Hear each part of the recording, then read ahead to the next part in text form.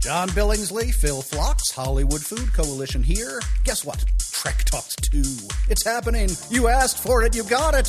January 14, 8 hours of premium Star Trek entertainment, amazing guests, mad cappery, insightful social commentary, musical interludes. Support HoFoCo. Check us out at hofoco.org, helping people in need for almost 40 years. 10 a.m. Pacific, 1 p.m. Eastern, on the 14th of January at trektalks.net. Live long and mark your calendars. Again, trektalks.net.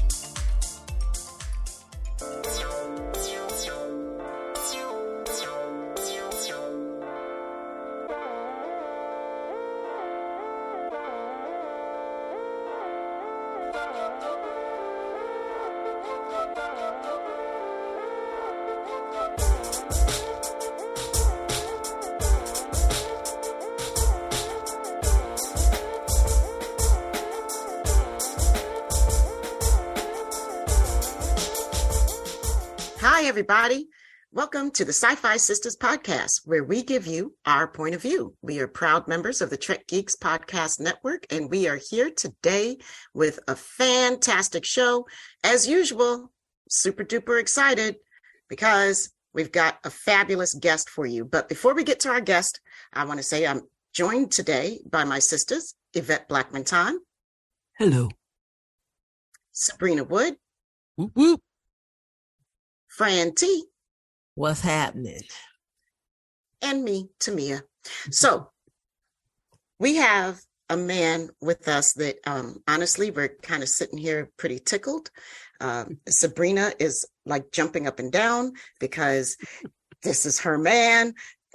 Because if you've watched Star Trek recently, after TOS, then you've seen this man's work.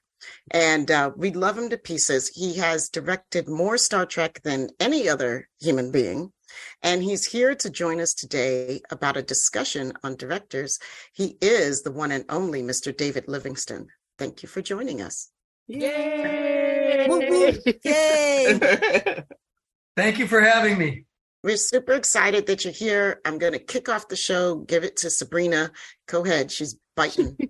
I know. She's like, I'm just giving this to Sabrina. Hi, everybody. Yes, I am really excited about this. David, we met you out in Las Vegas for the first time, but I have been a fan forever. We've all been fans. We know this is DS9 month as far as we're concerned, DS9 year even, so we definitely wanted to have you on the show.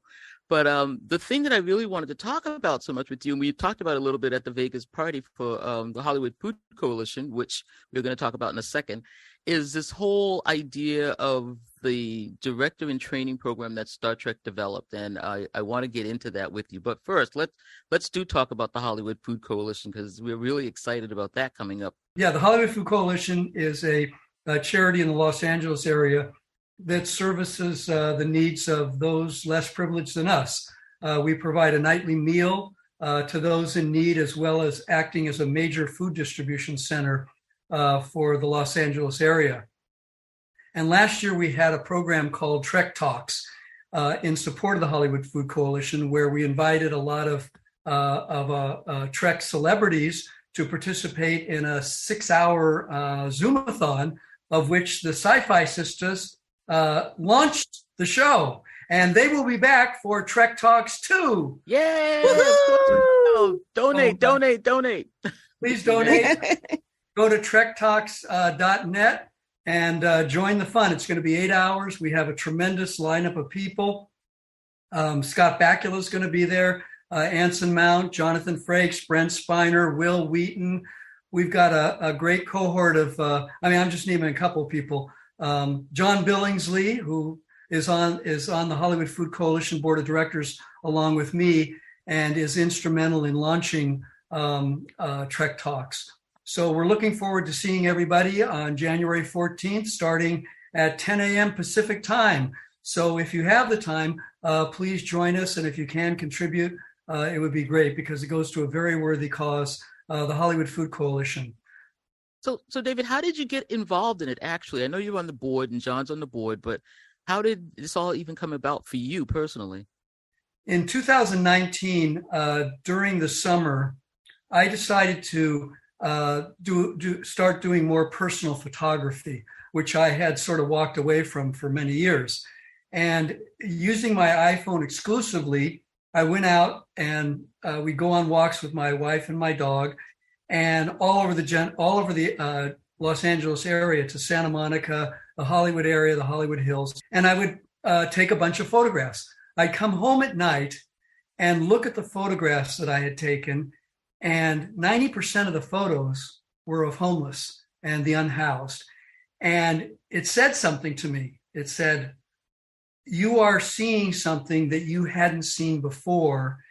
And I said, I have to keep exploring this so I can understand it. And I don't know if I ever understood it, but my empathy level grew exponentially. And I ultimately decided to share the photographs in exhibits. And I showed John Billingsley the initial exhibit, and he asked if I would partner with the Hollywood Food Coalition to present the exhibit. And we did 2 exhibits in early 2020, right before COVID hit. And it was very successful. People said they were very moved by it. We got a lot of contributions. And subsequent to that, John asked me to join the board, and I've been with them now for 3 years. Oh, wow. So that was the genesis of it, is that I finally saw what was happening in front of me, and I had this need to document it, and then the need to share it with the public. Wow, that's an amazing story, and I understand that, just to say that when we did the telethon last year, and I know I'm speaking for all the sisters, and I know they say the same thing, it was something that I had felt like I'd really done something I was so proud of, just that little bit that we did and what was happening. And I know what you're saying about, you see something in front of you. I mean, the live clips that everybody was doing, and you say, oh yeah, we're going to do this thing, we're going to raise some money. But when you were watching it and seeing what people were going through, it was really moving. And I really felt like, wow, what am I doing by doing nothing? I mean, okay, we're going to do this 15-minute thing, and we got to do more. And that's how I kept feeling. And I understand, exactly how you feel, like that empathy coming through. And I just really, I'm really happy to be a part of it. That's what I'm trying to say. No, and you said it quite eloquently.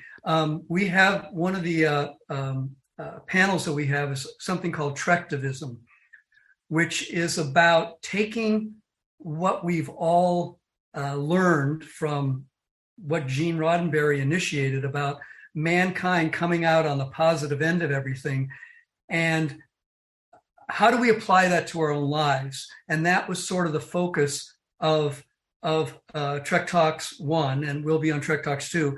And focusing on Trektivism, it's like, how do we in our personal lives apply the precepts and the concepts of Star Trek to our own lives, and give back to the community the gift that we've been given of Star Trek.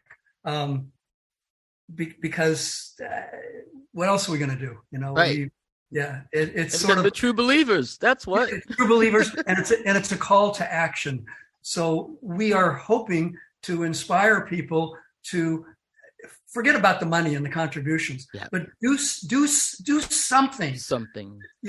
The first thing you have to do is show up. Okay, show up and do something in your community. If you just help one person a day, think how incredible that will be. So that's why Trek Talks was so fulfilling, because I think because of the funds we raised and the people we reached, hopefully we inspired a lot of people to go out and take personal action, as well as whatever contributions they could make. Okay. Well, thank you so much for getting us involved in it. We really appreciate it. Well, no, thank you for doing it. You started the show off with a bang, and the energy level, and it was great. And I know this time around, I don't want to spoiler alert. I'm not going to say what's going to be happening, but you have a great panel that will be presented on Trek Talks 2. So everybody, please attend. Okay. All right. So now I really want to get into this director thing, because we were talking at the party, and I said I just asked you about my idea for a podcast. And I said I really want to talk about the cast members who directed, and you said, "Oh well, I'm gonna have to help you with that." I said, "Yes, thank you," because I don't even know how to approach this whole thing. But tell me a little bit about how you started. I know you started as a unit manager, so you just came in right from film school, or how did you get on Star Trek at all? Well, I didn't come in from film school. I did go to USC Film School, but I started off in the business as a gopher, go for this, go for that, and worked my way up and finally into the Directors Guild as a unit production manager, where I was doing pilots and movies of the week. And I interviewed in 1987 for this pilot at Paramount, where they were going to relaunch the Star Trek franchise. And I interviewed for the job, and I got the job as unit production manager. I was going to leave the show after the pilot at Christmas because I didn't want to do episodic television, which is a real grind. Wow. So I told the producers I was going to leave, and they made me an offer I couldn't refuse. They said, "We'll make you a producer, and you don't have to be the unit manager anymore." So it was more money and less work. So there you go. Okay, that works. That's a no-brainer, right? Right.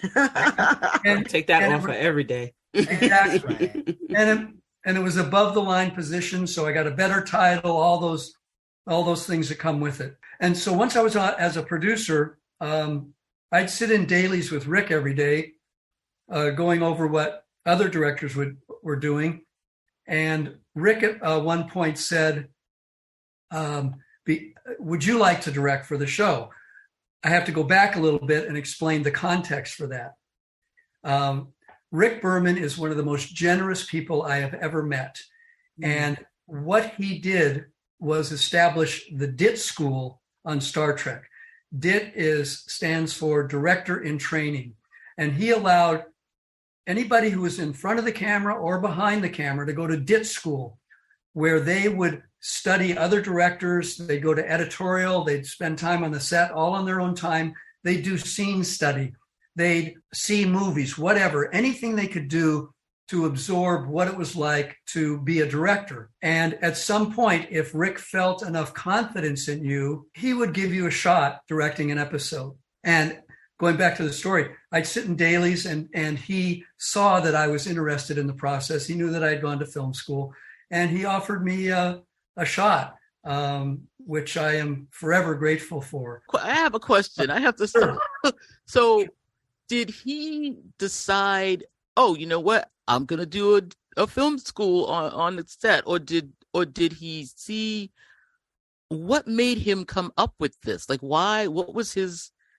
I know he's generous, but he just said, like, I see people asking me I want to learn how to be a director, or, I always thought it was because Jonathan Frakes wanted to learn, and I thought he then created the school after that experience. But now you're well, telling me that may again, I don't know the origin, so your timeline might be more accurate.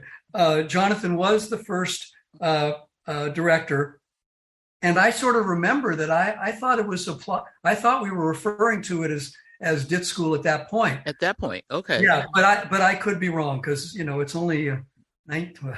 So you must have gone through right after Jonathan. No. I didn't direct for another couple of years after that. Really? Okay. Yeah, there were a lot of other people. I think I was the 4th season of TNG. My first show was The Mind's Eye. I'm not sure what. I think that was 4th season. Yeah. So was it a formalized thing? I mean, so you sort of like put your memo into Rick Berman and say, "I would like to go to DIT school," and then he would come back and say, "Yes, you can go to DIT school." You had your little note from the principal, and you were off. You went to school. In my case, I was so petrified about doing it, I had to go back into therapy for 6 months. No way. And at the end of 6 months, I had also done a lot of scene study.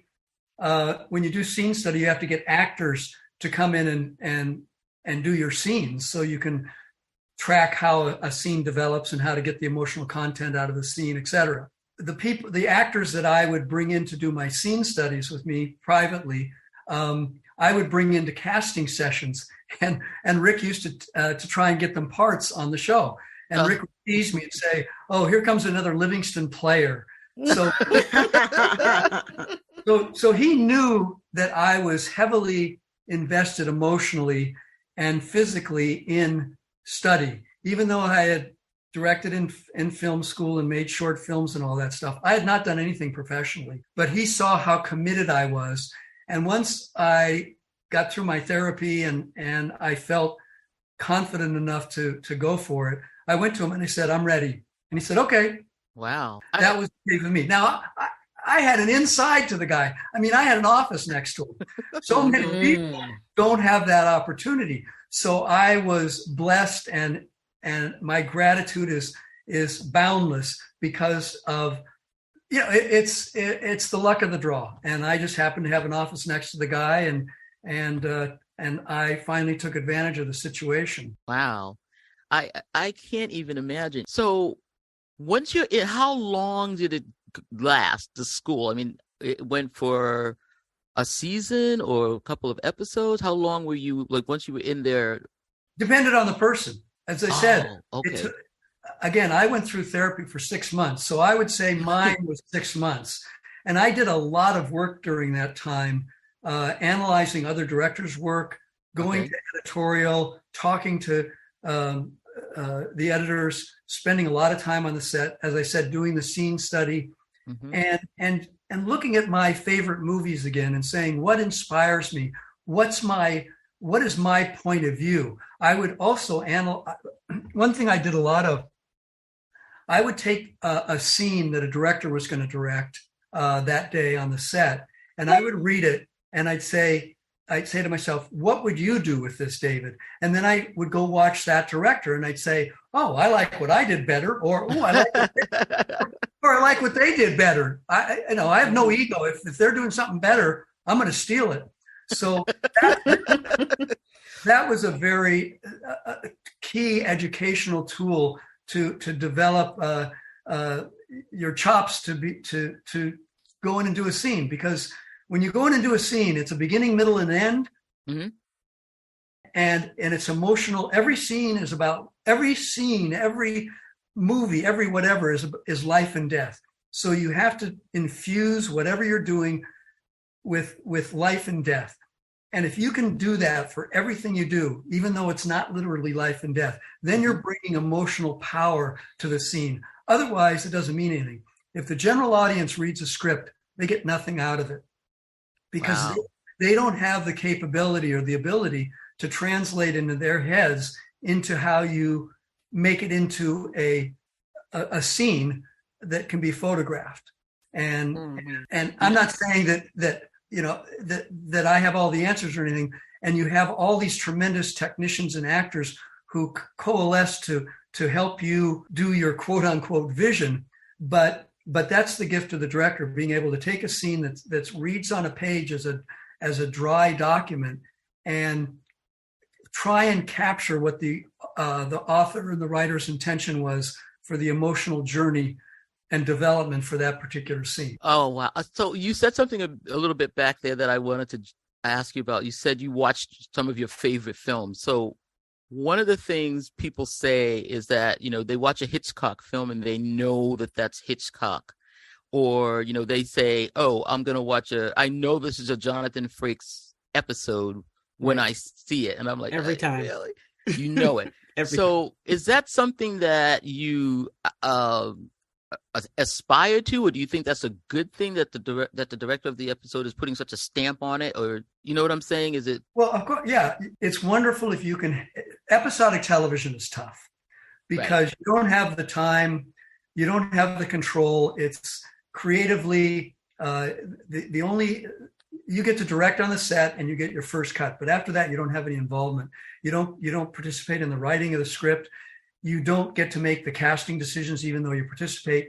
But there is a time when you're on the set where you pick the shots you're going to do, to try and take the audience on the journey for that particular scene. Where were we? You're talking about vision. But yes, directors inspire me. In my first show, The Mind's Eye, I recreated a shot from The Manchurian Candidate, which is one of my favorite movies. I love that movie. I'm a huge John Frank. I'm talking about the original with John. I know. Listen. Yeah. Well, we knew Let's which be one you were clear. talking about.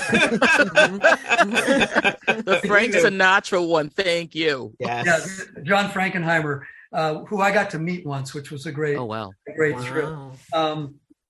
But I did a shot that was recreating where a guy is sitting down and he gets shot and falls back over. Well, that was my homage there.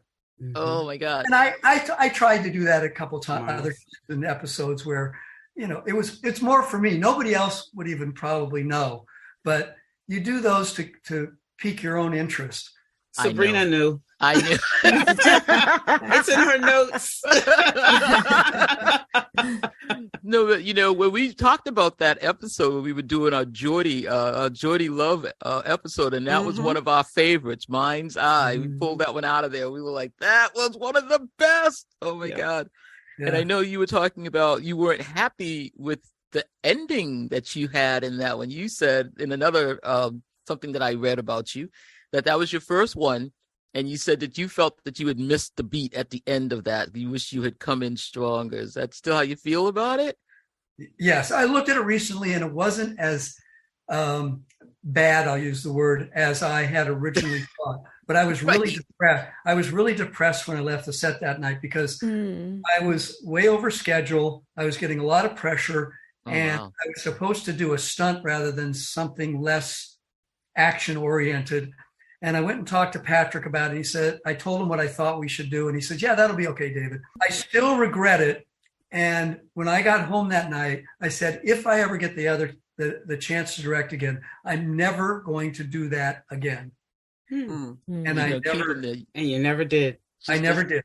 Get another shot. Keep them there till midnight. Just do it. Power play. Yeah. So I stuck to my guns and, you have to. It's otherwise you're not being honest to the job. Right. It has certain requirements, and you have a responsibility to deliver the show to the best of your ability. And if you walk away from a beat or something that you feel is critical to the drama, then you're doing a disservice not only to the show but also to yourself. So because it's life and death. Do that again. Seen as life and death. Life and death. But no, it is. And you have to look at it as life and death. Everything has to be infused with that and with energy and with passion. Otherwise, why would anybody want to watch? I see a lot of movies, and some of it is just like, why did they bother doing this? And why? Where's the heart and where's the power? And yet other movies just rip me along. And those are the ones that I cherish. You brought up Hitchcock. I'm a huge Hitchcock fan. Me too. I love Hitchcock. What's your favorite Hitchcock movie? Well, I've watched North by Northwest probably 100 times. Okay. But I think Vertigo is his masterpiece. Okay. It is. I love that movie so much. Yeah, every frame of that movie is wonderful. And the problem with audiences today is they don't have attention spans over 30 seconds. So they can't sit down and watch Vertigo. And it's too bad because it's the ultimate film about obsession, voyeurism, all kinds of these pathologies that Hitchcock had. And he just spewed them out onto the screen. His obsession with his blonde actresses and stuff.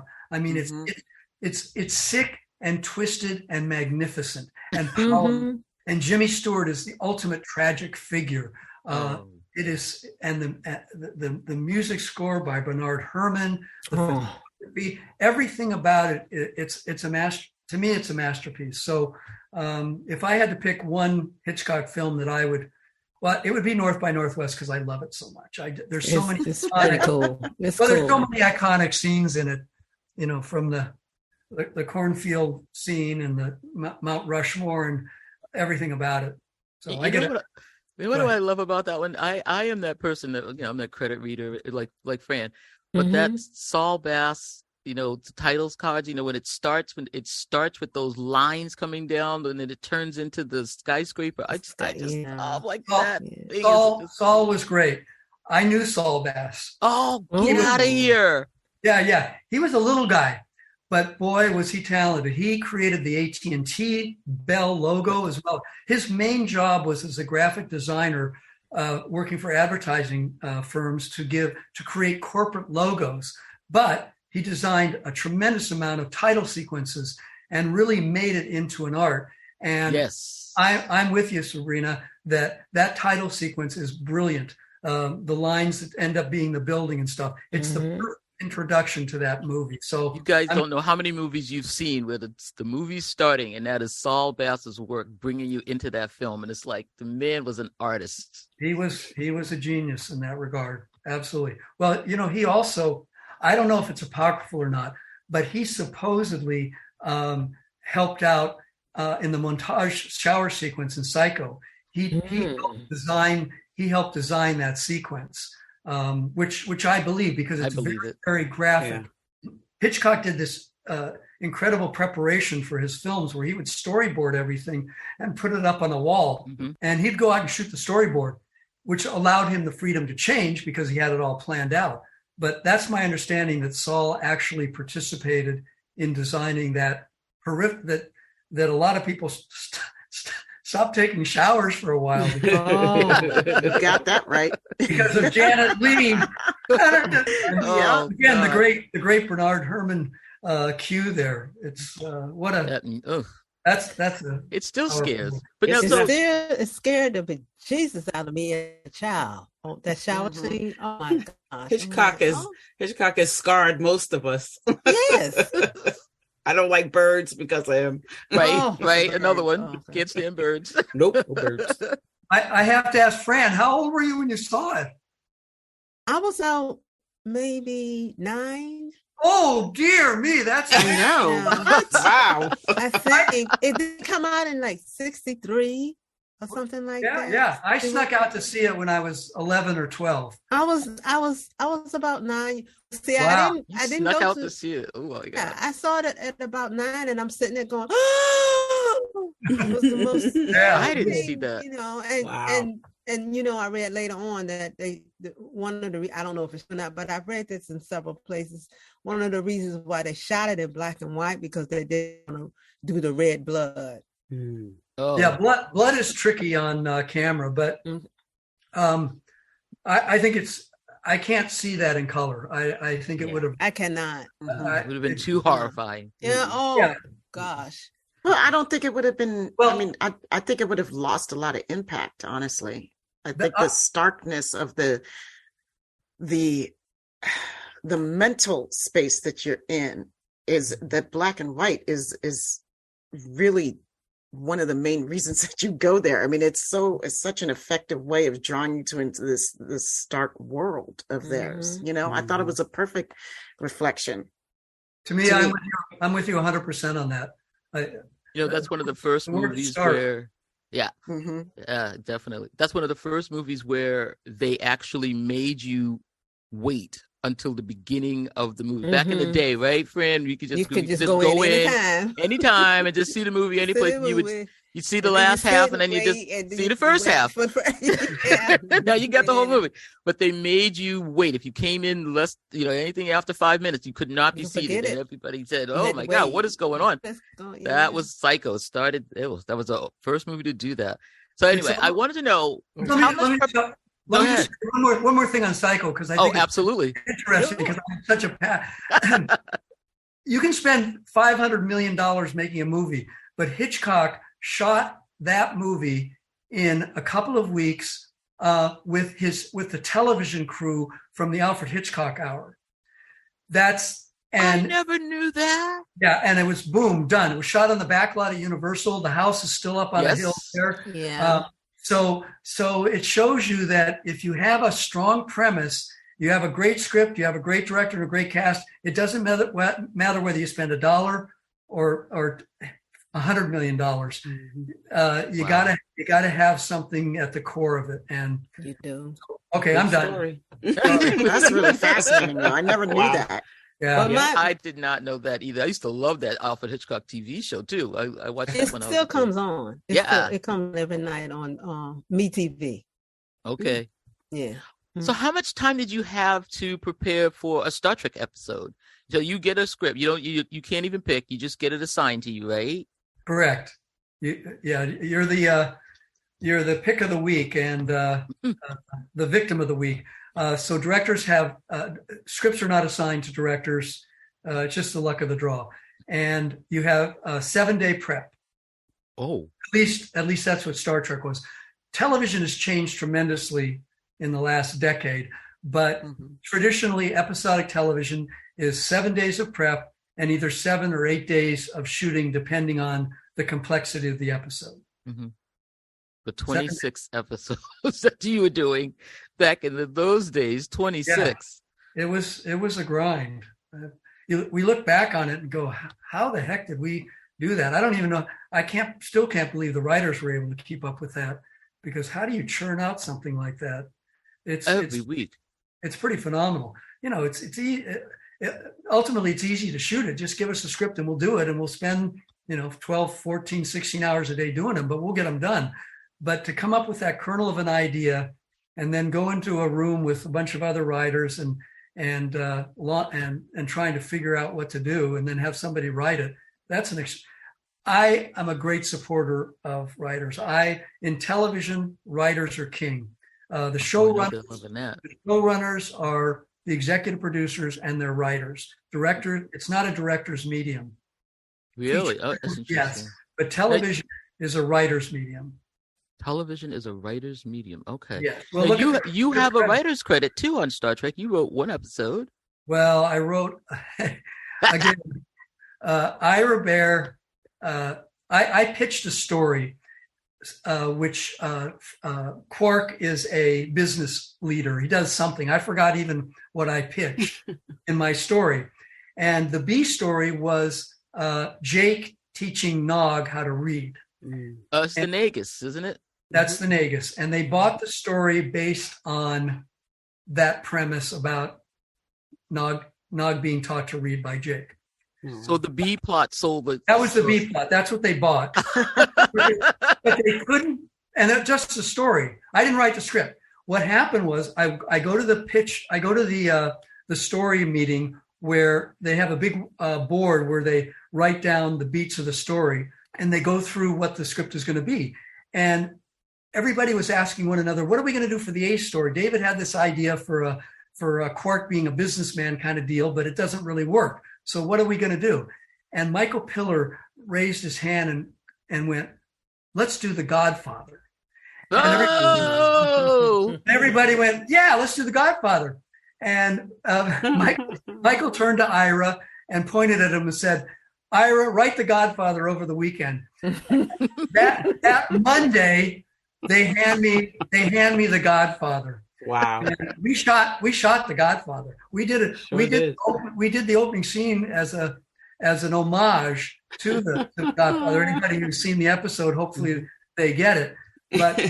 But Ira, when it came to the directors or to the Writers Guild credits, because they have to go through the Writers Guild for approval and arbitration, possibly, he graciously gave me story credit. He didn't need to. I was a member of staff. The Writers Guild does not look kindly on members of this production staff writing for the shows because they think it's a little iffy. Mm-hmm. But Ira did do that for me, and again, I'm grateful to him for that. It was very generous of him. Well, I love that the basis for that was that scene with Jake and Nog.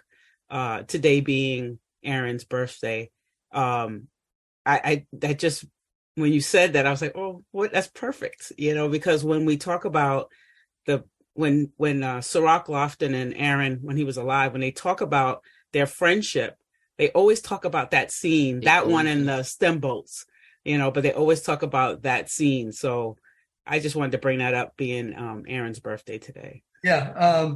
Aaron was a lovely, lovely man. And he was so generous as an actor, and he would do anything for you. And I do remember those scenes because I shot several of them, at least a couple of them up on the second level of the promenade where they're sitting there talking about life and whatever, and watching the women move up and down the promenade.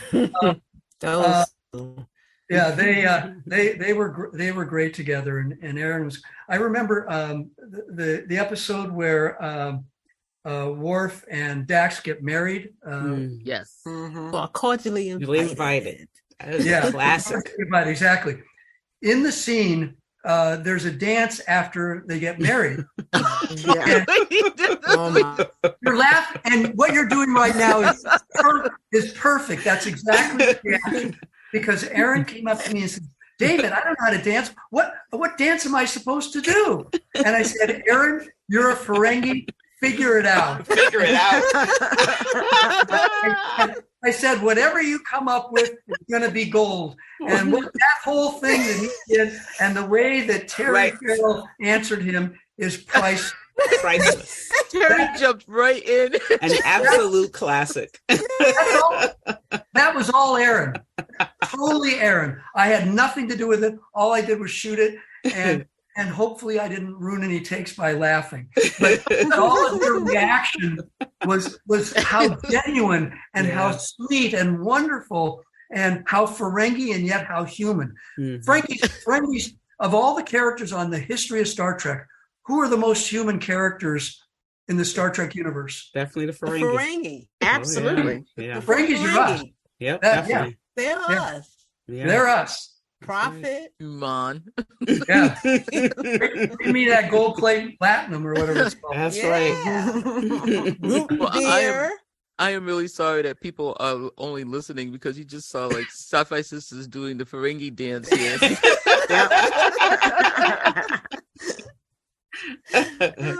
Oh my God.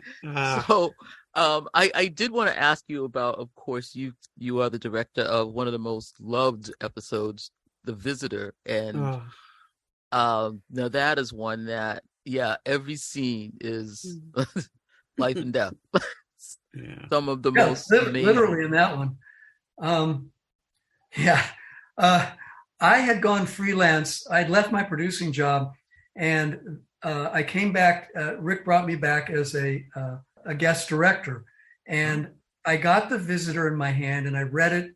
I remember sitting at the desk reading it, and after I finished, I was panic stricken because I said, "This isn't Star Trek. What am I supposed to do with this? It's just a bunch of talk, and I don't know what to do." And I went to Steve Oster, who had taken my job as the supervising producer on Deep Space Nine. I said, "Steve, I don't know what to do with this. This isn't Star Trek. This is going to end my directing career. I have no clue." He said, "David, listen to me. Go home and read the script again, please, because you are not getting it." So I went home and I read the script again, and I looked over at my son, who was about 11 or 12 at the time. And I said, "Oh, okay, I get it." And it really was an epiphany for me, because I had found what other people might have seen immediately in it, but I found the premise. I found that it was a story about familial love, about a father's love for his son, and that's all that mattered. In the whole show, the only thing that I had to keep remembering was that a son is sacrificing his own life for his father. And that will drive every scene. And every scene does that. So again, when you direct, you have to sometimes you have to make up the premise if the script is so bad. But this script was ultimately brilliant. And thanks to Michael Taylor, who wrote the original script, and Renee Echeverria, who came back in and did a polish and a rewrite on it. And Michael will even admit this, brought in the heart, a substantial amount of heart into the script. And ultimately, I look at it as a gift. I was given a gift of this episode, and my main thought was, just don't mess it up, David. And the way that I didn't mess it up was to get out of the way of it. Mm-hmm. What I did was I let the actors act, and I tried to film it as simply as possible and didn't get in the way, and just let everything play. My clock runs at about twice the speed of everybody else's.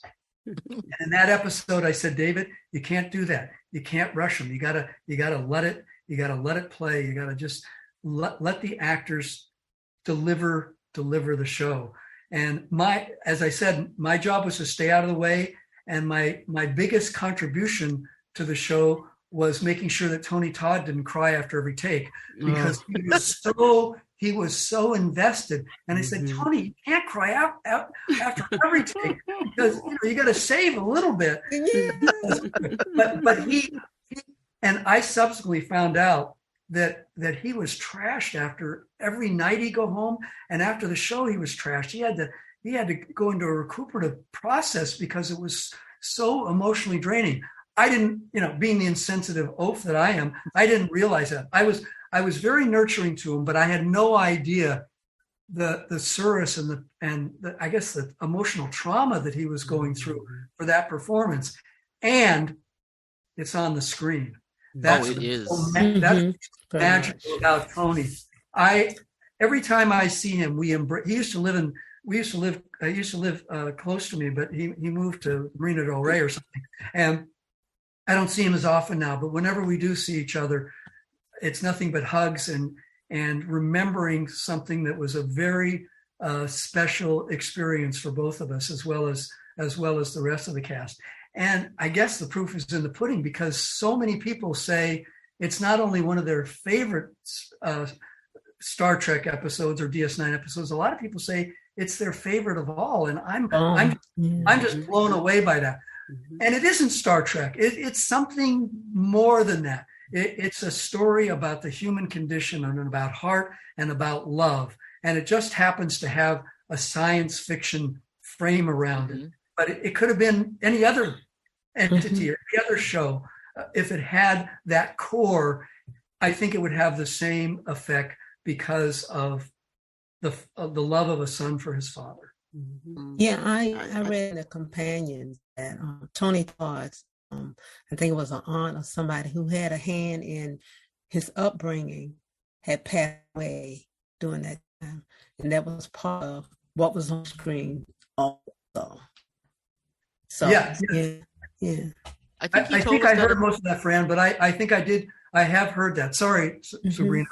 No, I understand that happened to Tony during the course of the show, and he'd have to come in, and then he'd have to sit through so much makeup because he had to go through this aging process. So he'd have to be in there sitting in the chair for 2 or 3 hours in the morning as well. So not only was he going through all this personal emotional crisis, having to deal with the emotional context of the script, but then not getting any sleep. And what he did was, as an actor, he just summoned up whatever that essence of his, which is more than just as an actor, whatever that essence is that he was able to bring out was extraordinary. And again, it's on the screen for us all to appreciate. So we appreciate the show, we appreciate the effect it has on us dramatically, but I appreciate the man for what he sacrificed and delivered for the show.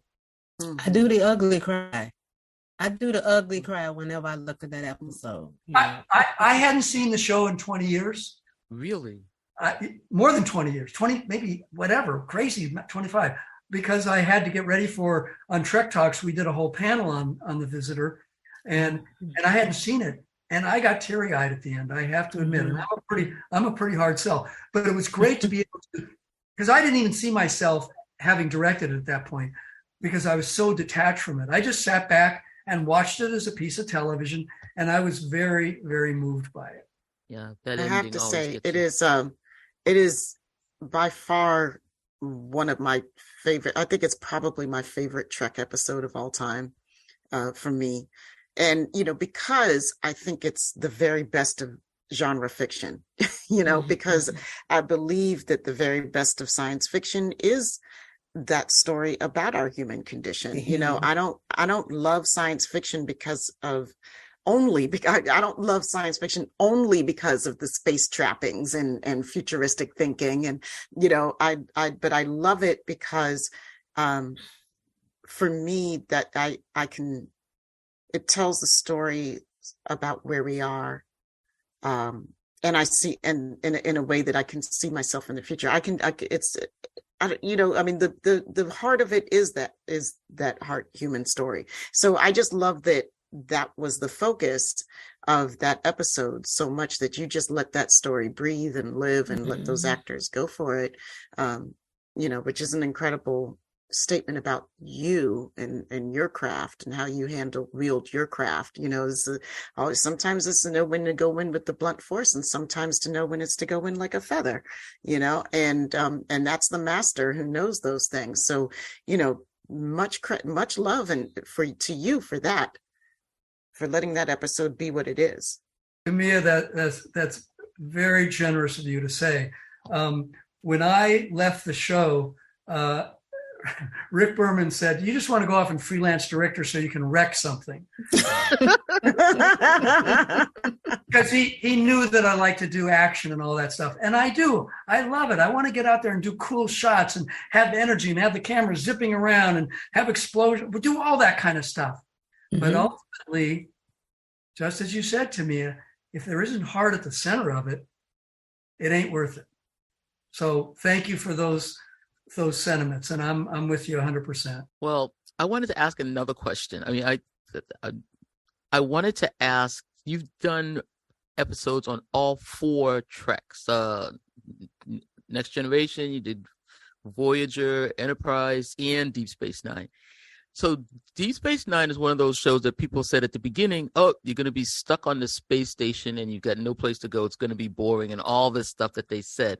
But getting ready for this show, I watched the beginnings and I watched a lot of the episodes that you had directed. And the thing I got out of your shows is that you made that station feel so big.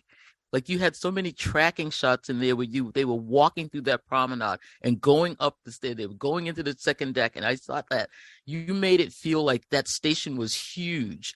And is that something that you felt like you had an advantage because you had such big set pieces or such big sets, or as opposed to being on a ship all the time, like in Enterprise, where that was a much smaller, I think it seems like a much smaller stage to me.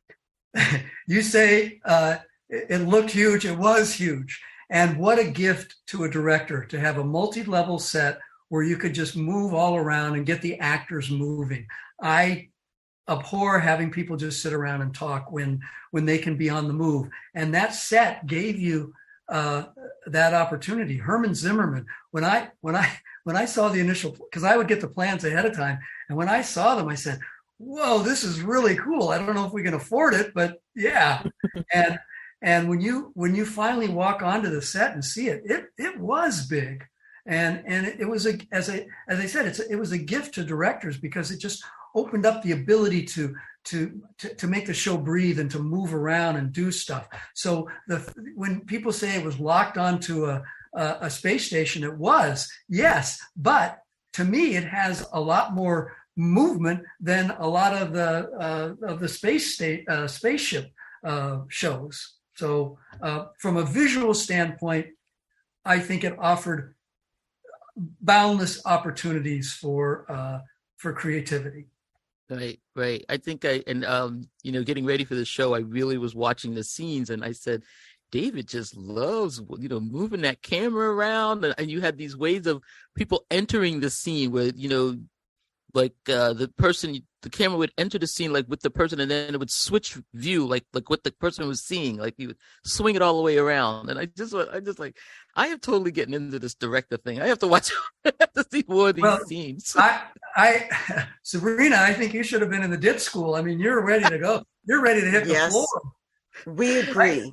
We definitely agree. If you want to start it again, make sure she's your first. So tell us about going back to DIT school. I mean, Tamia had a question. Go ahead, Tamia. Oh, well, I mean, I just know, well, I didn't really have a question. I knew that you had thoughts about all these other, with a lot of the Star Trek actors that then subsequently got to direct. And I just knew that you had thoughts about that, Sabrina, about Are you giving it episodes. back to me? Yes. Yeah. So, I mean, did you produce any of the shows that were directed by the cast members? I know LeVar directed like 28 episodes. I mean, I didn't realize he had directed so many episodes. But were you still working on the show when they were directing as well as a producer, or? Yeah, I left after the first year of Voyager, which was the seventh season of. Yeah, I think that's right. So yes, I did get to experience the other directors, and it was great to see them. And when an actor directs, you know they're going to deliver the actors, Mm-hmm. and that was always great to see them, and how much fun they had stepping out of their roles. So that was great to see.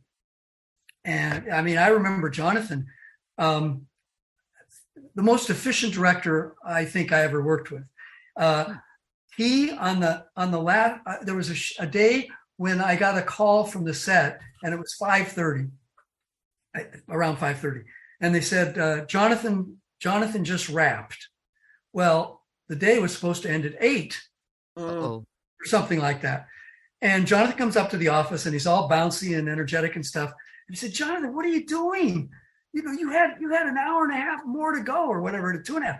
And he says, I got everything I wanted. And you watch the episode, and that's true. He was incredibly efficient and delivered it with elegance and grace and humor. His episodes were wonderful, and it parlayed into feature films, the Star Trek feature films, and a career as a major director and doing Picard now. And it was all there in the beginning, where he knew what he wanted. Once he got it, he was ready to move on. The crew loved him, the cast loved him, and he delivered the shows. Special guy. That's why they call them 2 takes Franks. Yeah, if that many. Wow. He directed my favorite movie was First Contact. So yeah, he did a wonderful job.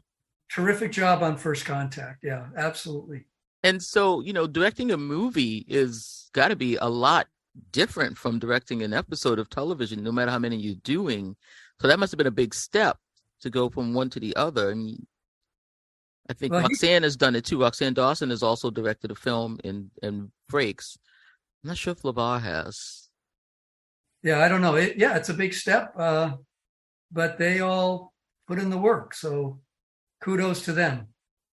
I take my hat off to them, especially because, like, for example, Michael Dorn, who would have to direct, and he's in the scene, and he's in makeup while he's directing. That's so funny. That is so funny. It's like, what aren't I doing today? I don't know. I'm doing everything here. But I wanted to ask you about our friend who you recommended that we talk to, Adele. So you worked with Adele about, several years. She was your assistant director when you came on as a director for things, and you had her as a producer. I love Adele. She is one of the kindest, most compassionate people I've ever known. Equanimity to the max. A mother force for the show, and in a strong leadership sense, but nurturing. So I'm a huge fan of Adele, and we spent a lot of years together, and she was a key part of keeping this incredible machine running smoothly and with grace. So that was one of the big surprise shows we had. I mean, we knew you recommended her, and you introduced us, and he said, could you produce the show? And then she came out with stories that absolutely were incredible. She knew where all the bodies were buried. She does. I hope she didn't dig up any of mine, but You're good, David. You're safe. I wanted to talk about we were talking about Adele Simmons. We didn't say her last name, but Adele, of course, is on the show known as Aunt Adele. You also have a character on the show, the Lionfish in Picard's Ready Room, Livingston, which I could never remember if Livingston was named on the show, or I think I found out the name was Livingston from the books, from the Star Trek novels. Was it ever mentioned on the show that Livingston, that was the Lionfish's name? no. The way that it probably became most publicly known is Topps, who makes the trading cards for baseball and football, whatever. They did trading cards for the show. Right. Yes, And- I have them. I collect them. Well, I think I have 3 trading cards. Two of them are me, and one is of Livingston, the fish. and they have a picture of him. I guess he's a him. I don't know. Inside the tank, and it has Livingston on the trading card. When I go to conventions, if I have to sign autographs, they'll bring out the trading cards from inside, and they're never of me. They're always of the fish. Of the fish. I wonder how much they get on eBay for that. Right? You know? A pretty penny. I gotta find it. right. I don't have that card. I'm gonna find it. But I was it's rather not, it's not really a pleasant thing in my estimation, though, because Herman Zimmerman, the production designer on many series for Star Trek and on feature films as well, was the production designer on The Next Generation. And I was a production manager at that time during the budgeting and the first season. And my main job was to say no to everybody so that we could stay on budget. And when you do that, you don't make a lot of friends. So Herman, in honor of my constantly saying no to him and restricting him on his creative pursuits, named the fish, which eats little live goldfish, Livingston, because I was a carnivore, just eating these little other fish. It was not a kind thing. Backhand compliment. It was unkind. Well, you have a And starship. Got a starship named after you too, though. And Come on. Jericho got rid of Livingston. Jellicoe? Jericho, excuse me. And I like the guy. I really thought he did some real good things, But he got rid of Livingston too. Get the fish out of there He too. sure did get rid of sure Livingston. did. Yes, he did. That's like All when right, he that's Troy another put thing. on some clothes. So hey, Got rid I of like the Livingston. guy myself. I thought he was okay. I don't know now. I don't know. Yeah, he got rid of Livingston. Well, the last thing I did want to bring up, and I wanted everybody to know this, is that you are the person that suggested Avery Brooks for that part. And how did that come about? That's big. That's a big deal. Yeah. Michael Piller said that in casting for Deep Space Nine that he wanted to consider African American actors for the role of Sisko, for the commander. And I had a couple years prior to that, I had done a movie of the week as a production manager of Uncle Tom's Cabin, which Avery played Uncle Tom. And my memory is seared with his performance in that movie, how incredibly powerful Avery as an actor is, not only as just as a person, but as an actor. The charisma, the power, the passion, the strength, all of that stuff just blew me away when he played Uncle Tom. So I went to Junie Lowry and I said, when we were casting, I said, what about Avery Brooks? And she says, oh, Avery's in the Bahamas on vacation. Mm-hmm. And I said, yeah, so? Mm-hmm. Well, he's on vacation. We can't get him up here. No script. I said, Junie, you're talking about a potential 7-year job for an actor. Are you saying he wouldn't want to read the script on vacation? Mm-hmm. She said, yeah, you're right. I'll send him the script. So she sent him the script. He came in, went to network, or we didn't have network. We went to the studio and he got the job. Oh, and wow. To the incredible benefit of, I cannot think of any other actor who could have played Sisko knowing what Deep Space Nine was at its core. Mm-hmm. I think he was the perfect actor and the perfect reflection for what Deep Space Nine was and is. So I am thrilled that he got the job. I am proud that I suggested him.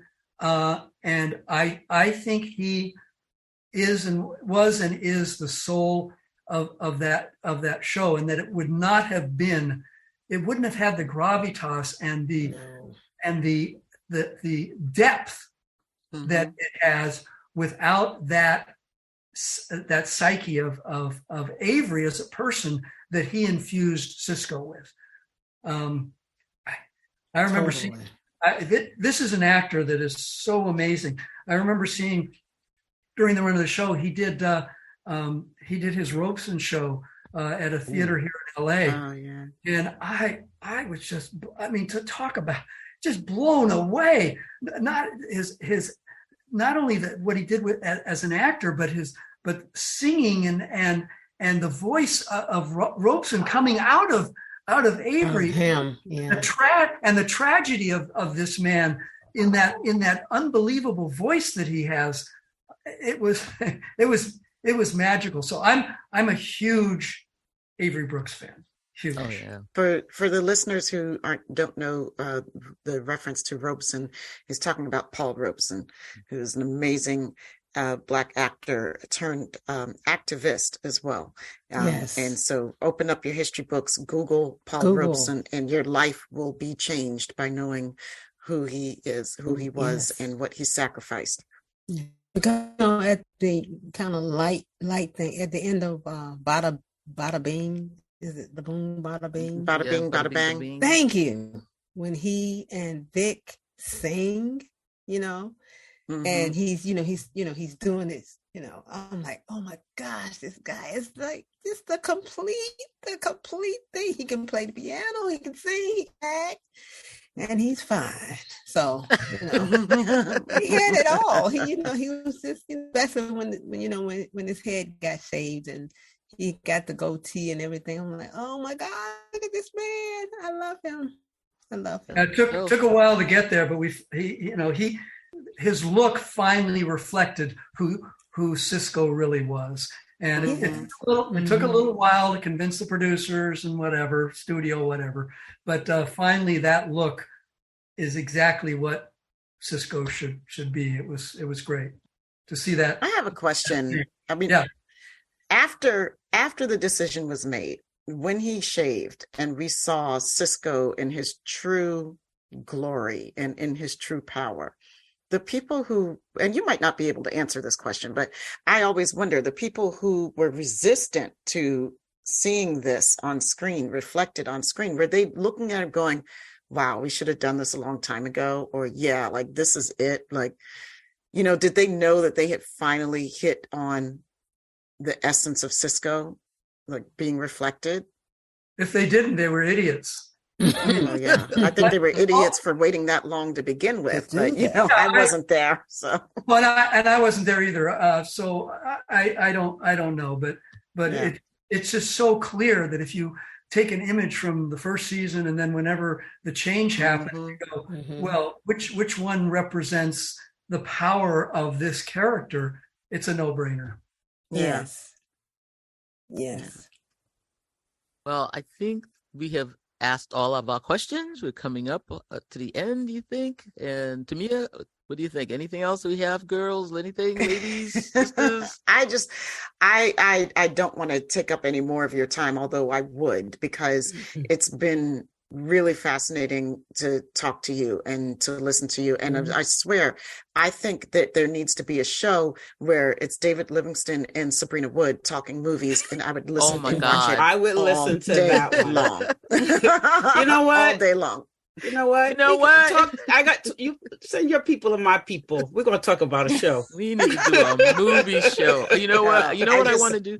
I want to do all the Star Trek episodes that are based on movies that have a movie in it. We got the Magnificent Seven. We got the Manchurian Candidate. We got the Godfather. We could find some more. No doubt. There's a lot. Yeah. So, I mean, I just want to say thank you very much on behalf of the Sci-Fi Sisters and our listeners. We appreciate your time and, and just sharing yourself with us and your heart. It's wonderful. I've had a really nice time talking to you and listening to you. Thank you. Thank you. That's very generous of you. And I'm going to see everybody on the 14th. Right. Next week. Yes. Oh, We'll be back. So, Sister Yvette, you want to let people know where they can put down their favorite episodes, get in touch with us and let us know their favorite episodes directed by Trek actors and their favorite Mr. Livingston episodes? You sure can. You can find us at sci-fisistas.com. That's SYFYSISTAS.com. You can join us on the Mothership. That's MUTHASHIP and the Sci-Fi Sisters Book Club, both on Facebook. Download the Trek Geeks Network app, where you can find us and our family of podcasts on the Trek Geeks Network. On Instagram and TikTok, sci-fi.sisters. And we are also on the Twitter at Sci-Fi Sisters. Become a patron of Sci-Fi Sisters today at patreon.com/Sci-Fi Sisters. After listening to this podcast, please rate us and write a review. We may just read it on an upcoming episode. And of course, we would be remiss if we did not shout out the baddest engineer in all the universes. That's Dose the Anonymous One, who is responsible for the music you hear on our show. And he's a really, like I said, badass engineer. So if you need production skills or music skills, hit him up, Dose_the_Anonymous_1 on Instagram. Thank you all for listening. Mr. Livingston, I presume you are amazing and you're wonderful, and we thank you. And we love you all. Peace, love, and hair grease.